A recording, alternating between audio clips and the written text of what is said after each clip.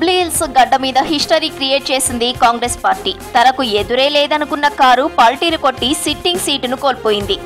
Bypoll కలిసి వస్తుందని కలలుగన్న కమలం పార్టీకి కనీసం డిపాజిట్ కూడా దక్కలేదు. జూబ్లీహిల్స్ ఉప ఎన్నికలో ఓటర్లు కాంగ్రెస్ కే పట్టం కట్టారు. నవీన్ యాదవ్ కు తిరుగులేని మెజార్టీ ఇచ్చి రికార్డు క్రియేట్ చేశారు. బీఆర్ఎస్ అభ్యర్థి మాగంటి సునీతపై 24,729 ఓట్ల భారీ మెజార్టీతో నవీన్ యాదవ్ విజయం సాధించారు.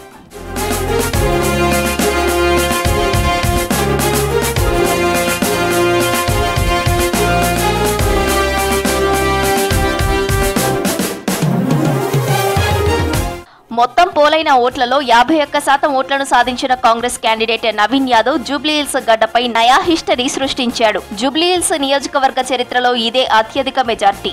ఈ ఉప ఎన్నికలో 58 మంది అభ్యర్థులు బరిలో ఉన్నప్పటికీ ప్రధాన పోటీ మాత్రం కాంగ్రెస్ బీఆర్ఎస్ మధ్య నడిచింది. మొత్తం 1,98,631 ఓట్లు పోలవగా కాంగ్రెస్ అభ్యర్థి నవీన్ యాదవ్ ఏకంగా 98,988 ఓట్లు సాధించాడు. బీఆర్ఎస్ అభ్యర్థి మాగంటి సునీతకు 74,259 ఓట్లు, బీజేపీ అభ్యర్థి లంకల దీపక్ రెడ్డికి 17,061 ఓట్లు వచ్చాయి.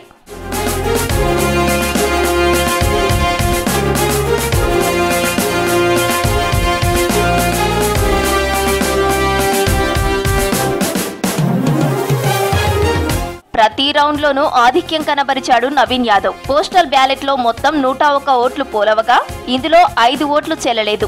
మిగిలిన 96 ఓట్లలో కాంగ్రెస్ అభ్యర్థి నవీన్ యాదవ్ కు 43, బీఆర్ఎస్ అభ్యర్థి మాగంటి సునీతకు 25, బీజేపీ అభ్యర్థి లంకల దీపక్ రెడ్డికి 20 ఓట్లొచ్చాయి. పోస్టల్ బ్యాలెట్ లో వచ్చిన ఆధిక్యం అటు తర్వాత ఈవీఎం ఓట్ల లెక్కింపుతో భారీగా పుంజుకుంది. రౌండ్ లో నవీన్ యాదవ్ మెజార్టీ పెరుగుతూ వచ్చింది. ఇక జూబ్లీహిల్స్ బై ఎలక్షన్ లో పోలైన ఓట్లలో 104వ స్థానంలో నిలిచింది.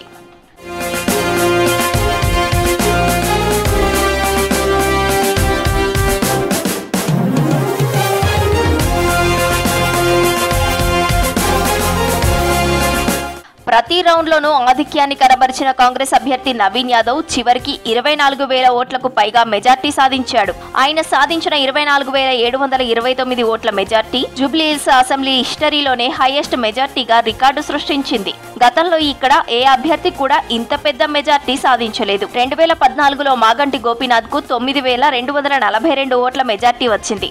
ఆ తర్వాత 2018లో 16,004 ఓట్ల మెజార్టీ సాధించారు. 2023లో 16,337 ఓట్ల మెజార్టీ దక్కించుకున్నారు గోపీనాథ్. ఈ బైపోల్లో ఆ రికార్డులన్నీ బద్దలు కొట్టారు నవీన్ యాదవ్.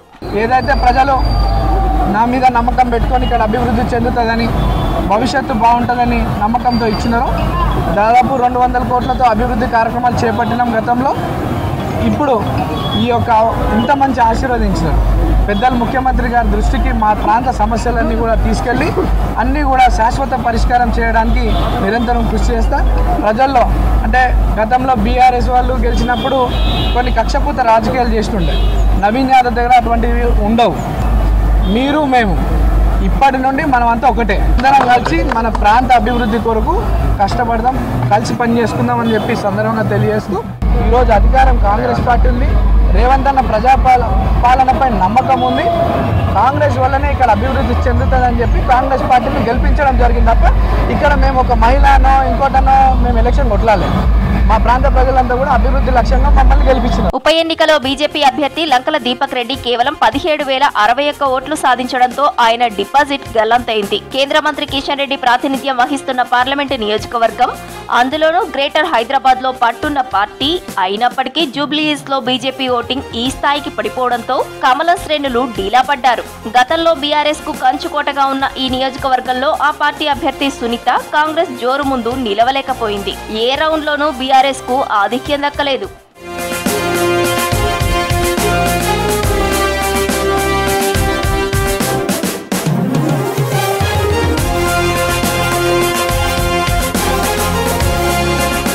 హైదరాబాద్ కేంద్రంగా మూసీ రివర్ ఫ్రంట్, మెట్రో విస్తరణ, 4th సిటీ వంటి ప్రాజెక్టులను సీఎం రేవంత్ రెడ్డి ప్రతిష్టాత్మకంగా ముందుకు తీసుకెళ్తున్నారు. ప్రజా ఆస్తుల పరిరక్షణకు హైడ్రా, డ్రగ్స్, గాంజా అక్రమ రవాణా కట్టడికి ఈగల్ టీంలను ఏర్పాటు చేశారు. రాష్ట్రానికి, రాష్ట్ర ప్రజలకు మేలు చేయాలనే పనిచేస్తుంటే ప్రతిపక్షాలు పనిగట్టుకుని దుష్ప్రచారం చేస్తున్నాయని సీఎం పదే పదే చెప్తున్నారు. జూబ్లీహిల్స్ బైపోల్ ప్రచారంలోనూ ఆయన ఇవే అంశాలను ప్రచారం చేశారు. హైదరాబాద్ జూబ్లీహిల్స్ అభివృద్ధికి కట్టుబడి ఉన్నామని ప్రకటించారు. ఇక జూబ్లీ జూబ్లీహిల్స్ ఓటర్లు కాంగ్రెస్ కు భారీ విజయం కట్టబెట్టడంతో హైదరాబాద్ కేంద్రంగా సీఎం చేస్తున్న కార్యక్రమాలకు ప్రజామోదం లభించినట్లయింది. ఈ జోష్తో ఆయా ప్రాజెక్టులను సీఎం రేవంత్ రెడ్డి మరింత ముందుకు తీసుకెళ్లే అవకాశం ఉందని చెప్తున్నారు విశ్లేషకులు. 2 సంవత్సరాలు పూర్తి చేసుకుంటున్న సందర్భంలో హైదరాబాద్ నగరంలో సాధారణ ఎన్నికల్లో మాకు పెద్దగా సానుకూలమైన ఫలితాలు లేని సందర్భంలో ఇప్పుడు ప్రజలు అండగా నిలబడి కాంగ్రెస్ పార్టీని ఆశీర్వదించి తెలంగాణ రాష్ట్రాన్ని సంక్షేమంలో అభివృద్ధి కార్యాచరణలో ముందుకు వెళ్ళండి, మమ్మల్ని ఆశీర్వదించడం జరిగింది. కేంద్రం నుంచి తీసుకురావాల్సిన అనుమతులు కానీ ఇవ్వవలసిన నిధులను రాబట్టుకోవడానికి ముఖ్యంగా కిషన్ రెడ్డి గారు సహాయ నిరాకరణ చేస్తుండ్రు. అంటే ఆనాడు కిషన్ రెడ్డికి వచ్చిన ఓట్లలో 25% మాత్రమే వచ్చి భారతీయ జనతా పార్టీ డిపాజిట్ జప్తు అయిపోయింది. దీన్ని బట్టి కిషన్ రెడ్డి గారు తన వ్యవహార శైలిని మార్చుకోవాల్సిన అవసరం ఉన్నది. శాసనసభ్యులు హరీష్ అండ్ కేటీఆర్ కు ఒక సూచన చేయదలుచుకున్నా. హరీష్ రావు గారు, మీ అసూయను కొంచెం తగ్గించుకోండి. కేటీఆర్, నీ అహంకారాన్ని కొద్దిగా తగ్గించుకో. మీ వయసు నాకంటే తక్కువే. ఇంకా చాలా రోజులు మనం రాజకీయాలలో కొనసాగాల్సిన అవసరం ఉన్నది. అధికారం అనేది ఎవరికీ శాశ్వతం కాదు. అధికారం అనేది వారసత్వ సంపద కాదు. మన తాతలు ముత్తాతల నుంచి వచ్చిన సంపద అయితే అది మనకే చెందుతుంది. జూబ్లీహిల్స్ లో కాంగ్రెస్ విజయం వెనుక సీఎం రేవంత్ రెడ్డి వ్యూహాత్మక ప్రణాళిక ఎంతగానో పనిచేసిందని చెప్తున్నారు విశ్లేషకులు. మాగంటి గోపీనాథ్ చనిపోగానే జూబ్లీహిల్స్ కు బైపోల్స్ వస్తుందని మంత్రి వివేక్ వెంకటస్వామికి జూబ్లీహిల్స్ ప్రచార బాధ్యతలను జూన్ చివర్లోనే అప్పగించారు సీఎం రేవంత్ రెడ్డి. ఆయన నమ్మకాన్ని నిలబెడుతూ నియోజకవర్గంలో గల్లీ గల్లీ తిరుగుతూ ప్రజల సమస్యలు గుర్తించి పరిష్కరించడంతో కాంగ్రెస్ ప్రజల వెంట ఉంటుందనే భరోసా కల్పించారు మంత్రి వివేక్ వెంకటస్వామి. మంత్రికి తోడుగా ఆగస్టులో మరో 2 మంత్రులు పొన్నం ప్రభాకర్, తుమ్మల నాగేశ్వరరావుకు సీఎం రేవంత్ రెడ్డి ఇన్ఛార్జి బాధ్యతలు అప్పగించడంతో ముగ్గురు కలిసి తమ వ్యూహాలతో నియోజకవర్గంలో కాంగ్రెస్ పార్టీ గ్రాఫ్ ను పెంచారు. కంటోన్మెంట్ బై ఎలక్షన్ వచ్చినప్పుడు గెలిచింది కాంగ్రెస్ పార్టీ, కానీ అప్పుడు కాంగ్రెస్ హవా ఉండే, అప్పుడే అసెంబ్లీకి వచ్చినందుకు. కానీ ఇప్పుడు ఇట్ వాజ్ ఎ ఛాలెంజ్ జూబ్లీహిల్స్లో. ఎట్లా ఈ 22%ని పాజిటివ్ చేయాలని చెప్పి చాలా మంచిగా పనిచేయడం జరిగింది. ప్రజలు కూడా ఒక నమ్మకం, ప్రజలకు గ్యారంటీ కార్డు ఇంప్లిమెంట్ చేశారు, సన్న బియ్యం ఇవ్వడము, కొత్త రేషన్ కార్డ్స్ ఇవ్వడము. 10 సంవత్సరాలు కేటీఆర్ మున్సిపల్ అడ్మినిస్ట్రేషన్ మంత్రిగా ఉన్నప్పటికీ, ఐటీ మినిస్టర్గా ఉండి నేను ఇన్ని వేల ఉద్యోగాలు తీసుకొచ్చానని చెప్తున్నాడు. కానీ జూబ్లీహిల్స్లో మున్సిపల్ అడ్మినిస్ట్రేషన్ మినిస్టర్గా ఫెయిల్ అయిపోయినాడు. This is an important point. ఎందుకంటే వారు వర్కింగ్ ప్రెసిడెంట్ అయిన తర్వాత అన్ని ఎలక్షన్లు ఓడిపోతున్నాడు. ఇప్పటివరకు చూసుకుంటే కేటీఆర్ గారి లీడర్షిప్లో మొత్తం ఫెయిల్యూర్ ఉంది. ఇక లాస్ట్ నెలలో డివిజన్ల వారీగా మంత్రులకు ప్రచార బాధ్యతలను అప్పగించిన సీఎం స్వయంగా పర్యవేక్షించారు. క్షేత్రస్థాయిలో నేతలు, కార్యకర్తలతో సమావేశాలు ఏర్పాటు చేస్తూ శ్రేణుల్లో కొత్త జోష్ నింపారు. ప్రభుత్వ పథకాలను ప్రజల్లోకి సమర్థవంతంగా తీసుకెళ్లేలా చర్యలు చేపట్టారు. కార్నర్ మీటింగ్స్ ఏర్పాటు చేసి 2 ఏళ్ల పాలనతో కాంగ్రెస్ చేసిన అభివృద్ధి పనులు చెప్తూ బీఆర్ఎస్ వ్యతిరేక ప్రచారాన్ని తిప్పికొట్టారు. స్థానికుడు నవీన్ యాదవ్ ను అభ్యర్థిగా ప్రకటించడమే కాకుండా అతని విజయంలో సీఎం కీలక పాత్ర పోషించారని చెప్తున్నారు విశ్లేషకులు.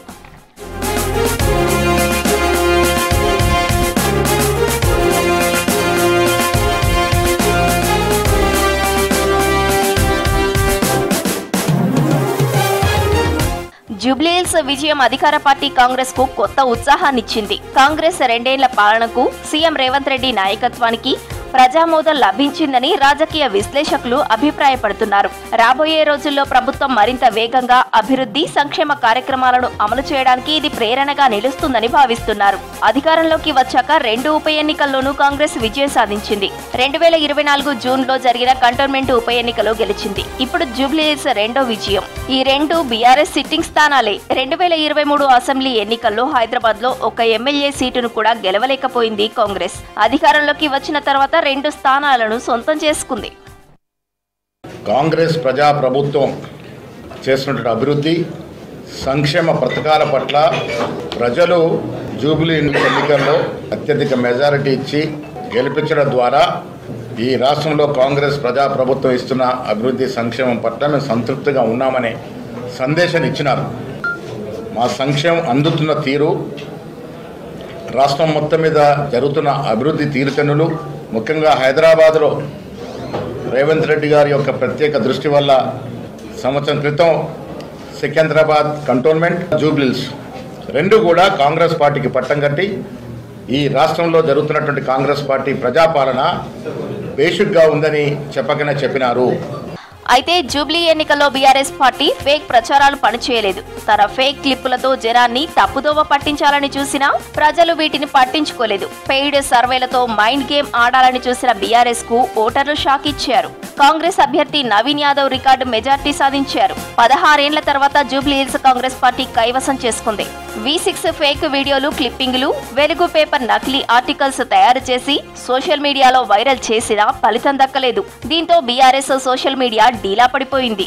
ఆఖరుకు ఎన్నికల చివరి రోజు కూడా V6 వీడియో క్లిప్పులతో ఫేక్ న్యూస్ ను ప్రచారం చేసింది బీఆర్ఎస్.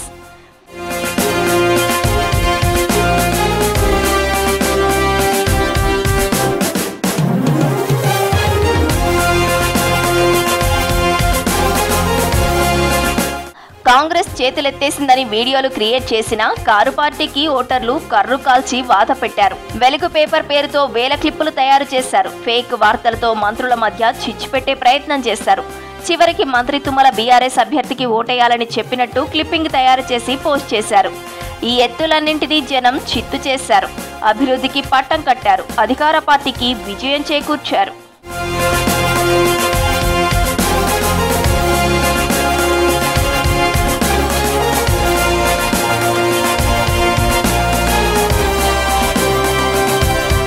ప్రీపోల్ సర్వేల పేరుతో ఆడిన మైండ్ గేమ్ కూడా గులాబీ పార్టీని గట్టెక్కించలేదు.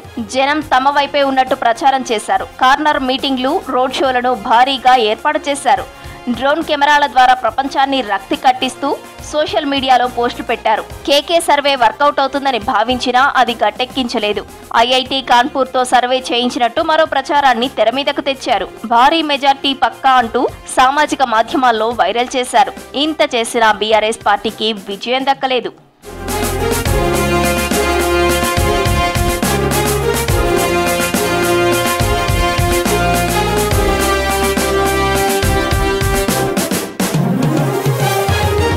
దుబ్బాక, కంటోన్మెంట్, జూబ్లీహిల్స్లలో బీఆర్ఎస్ కు సింపతి పనిచేయలేదు. కేవలం నాగార్జున సాగర్ లో మాత్రమే నోముల నరసింహయ్య మరణం తర్వాత ఆ పార్టీ నుంచి బరిలోకి దిగిన నరసింహయ్య కుమారుడు భగత్ విజయం సాధించారు. అది కూడా బీఆర్ఎస్ అధికారంలో ఉండటం వల్లే సాధ్యమైంది. ఇప్పుడు కూడా సింపతి వర్కౌట్ అవుతుందనుకున్న కారుకు నిరాశ ఎదురైంది.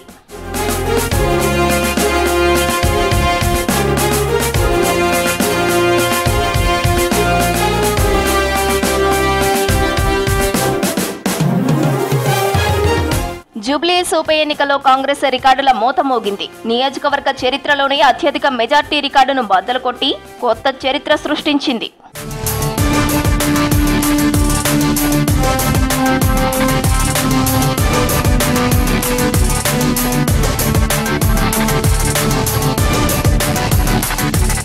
మొత్తం ఓట్లలో 51% సాధించిన నవీన్ యాదవ్ 16 ఏళ్ల తర్వాత ఈ సిట్టింగ్ స్థానాన్ని కాంగ్రెస్ ఖాతాలో చేర్చాడు. హైదరాబాద్ అడ్డాగా సీఎం రేవంత్ రెడ్డి పనులకు, కాంగ్రెస్ 2 ఏళ్ల పాలనకు ఈ విజయం రెఫరెండం అంటున్నారు విశ్లేషకులు.